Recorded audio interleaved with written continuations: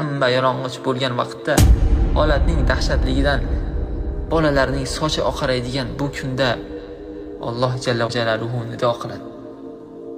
Yana u kunning dahshatidan, u kunda payg'ambarlardan boshqa hech kim gapirmaydi. Payg'ambarlarning gapi ham Xudoyim o'zing asragin, asragin, Xudoyim o'zing asragin, asragin bo'ladi. Ona imzaklik borasini qarovsiz tashlab qo'yadi. Ota farzandini unutadi, farzand otasini unutadi. Mehribon ona bolasini unutadi, bola ham onasini unutadi. U kunda kishi yaqinlaridan, otasi-yu onasidan, xotini-yu farzandlaridan qochadi. Bu kunda hamma odamni o'zining ishi boshidan oshib-toshib yotadi. Ana o'sha damda hamma o'zim deb qoladi. Hatto payg'ambarlar ham ularning hammalari o'zim deb qolishadi. Faqat payg'ambarimiz Muhammad sallallohu alayhi vasallam ummatim deydilar. Bu ishni men qilaman, men deydilar. Ana o'shanda odamlar bir-birlariga holingizga bir qarasangiz, bizga nima bo'lganiga bir qarasangiz, sizlar uchun Rabbingizga borib shafoat qiladigan biror bir odam bormikin deb qolishadi. Keyin birma-bir payg'ambarlar huzuriga kelishadi.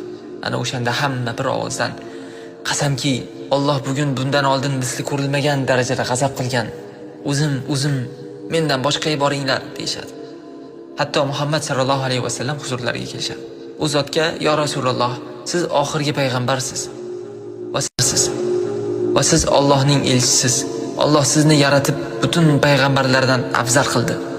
Alloh taolo sizning oldingi va oxirgi gunohlaringizni kechirgan-ku. Bizni bu holimizga bir qarang, ya Rasululloh. Bizga nima bo'lganini ko'rib turibsiz-ku. Biz uchun Rabbingizga shafoatchi bo'ling" dedilar. Shunda Habib Muhammad sallallohu alayhi vasallam: "Ha, bu ish meniki" deb Rahmon azza va jallaning arshi ostiga keladilar-da, Alloh azza va jalla uchun sajdaga otiladilar. Shunda Alloh tabaraka va taolo u zotga turli maqtov va sanolarni o'rgatib, u zotga oldin hech kimga bermagan ilhomni beradi. Shunda Haq subhanahu va taolo u zotga nido qilib: "Ey Muhammad, boshingni ko'tar, so'ra berilasan, shafoat qilsang qabul bo'ladi" deydi. Habib Muhammad sallallohu alayhi vasallam: "Ey egam, menga shafoat va'dasini bergan eding. Xalqing uchun shafoatimni qabul ayla" deydi. Alloh taolo: "Shafoating maqbul ey Muhammad. Qayt, men ham orangizda hukm etish uchun kelaman" deydi. So'ngra farishtalar saf-saf bo'lib Alloh taologa ta'zim qilgan hollarda kelishadi. Va Parvardigorimiz azza va jalla ulug'ligi, komilligi va buyukligiga loyiq ravishda bandalar orasida hukm qiladi.